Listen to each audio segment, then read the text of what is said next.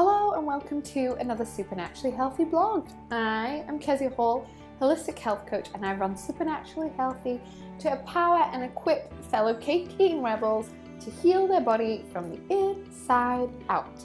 And today what I'm going to be doing is looking at 3 specific kind of dietary protocols that I have found and had most success with my clients and those who are in my community.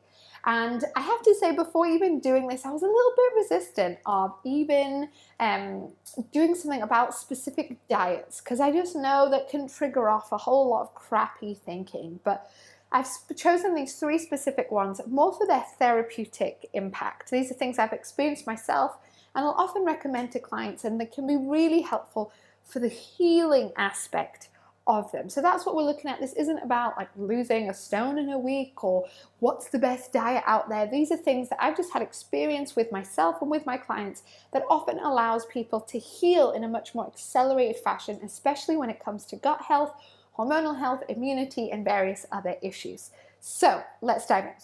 The first diet is the Paleo Diet. Now, the Paleo Diet's been around for ages. You've probably heard of it, but if you haven't, it's based on the Paleolithic times of what we ate back then. Basically lots of meat and vegetables and some fruit and nuts and that kind of thing.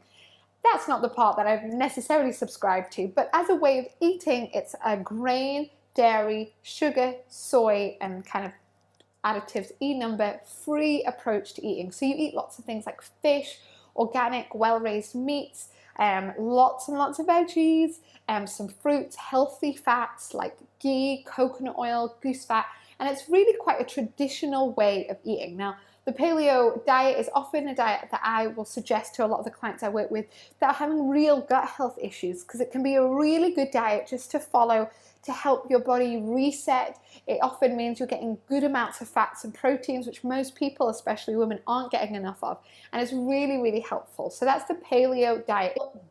If you Google the paleo diet, tons of resources will come up. If you go into Pinterest and just look for paleo recipes, you'll see tons and tons of guides to how to transition to a paleo diet. And generally, a paleo diet, I would say, is a healthy and dietary approach just to adopt in general, and it can be really, really useful. That's loosely the kind of dietary approach that I've followed for many, many years now, and it's the one that I feel best on. But remember, all of us are unique, and what our bodies need is different. So this isn't a one-size-fits-all approach. So the dietary protocol number 2, which I've seen to have real therapeutic impact on people, is the ketogenic diet. Now, the ketogenic diet is when you eat tons of fat and very little carbohydrate. It's also known as the high-fat, low-carb diet. It's most well known when it comes to like the Atkins diet that happened years ago, but you can do a ketogenic approach to eating that's a lot more healthier than the Atkins diet was, which basically told people to eat cream, cheese, and steak, which isn't the healthiest approach. What I often will suggest or use with a couple of clients, not a lot because it is quite a big shift in dietary habits, is taking a whole foods approach to a ketogenic diet. It's when you eat lots of very high fat, up to like 65% of your daily intake of food is fat, and that would be things from like organic lard, goose fat, coconut oil, nuts and seeds, olive oil. You've got your fatty meats, fatty fish, obviously your vegetables that aren't too high in carbohydrate, things like kale, courgette, mushroom, onions, cabbage, things like that. And you have lots of that amount of stuff, and you keep your carbohydrate very minimal, normally just allowing a little bit of carbohydrate to allow for a good amount of vegetables every single day. So that's the ketogenic approach, otherwise known as high fat, low carb diet. This can be really useful if there's any insulin resistance going on, if you feel like you're pre-diabetic or diabetes runs in your family, or that you're just you just don't handle insulin and glucose very well in the body. In the ketogenic diet, there's tons of great research behind actually this diet and the therapeutic benefits that it can have. So it can sound extreme, but there's loads of research backing up, and it can be a really helpful therapeutic diet and often easier to implement than you think.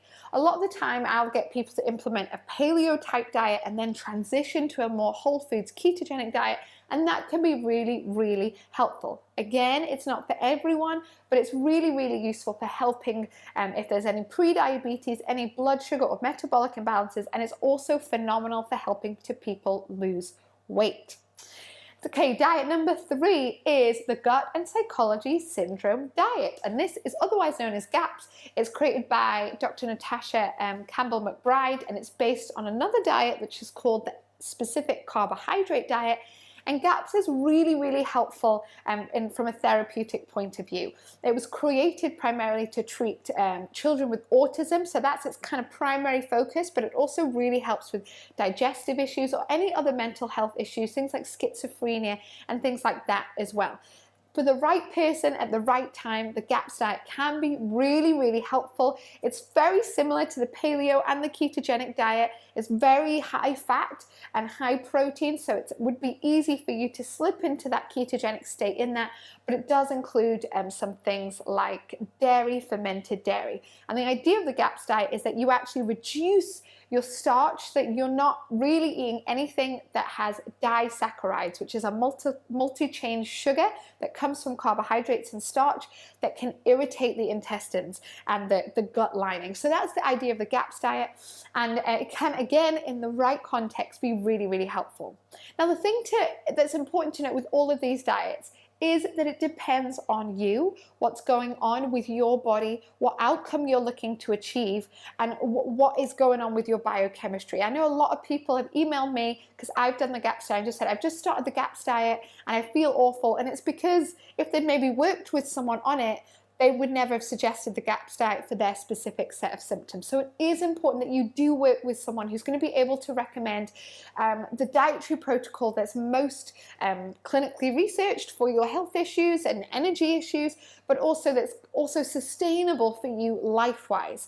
But these are the things that I've used time and time again. I've used them for myself. I did GAPS years ago, paleo pretty much the whole time, and recently I've been trying a ketogenic diet, and all of them have their strengths and all of them have their weaknesses, which is why you need to do it with taking into consideration your unique body, what outcome you're hoping to achieve. So it's worth saying the one thing that all of these diets has in common is that there's no refined sugar in them. So if you want a free resource that's going to help you ditch that sugar addiction that you have, then make sure you click below and I have a great free resource that is going to help you create one naturally sweet life.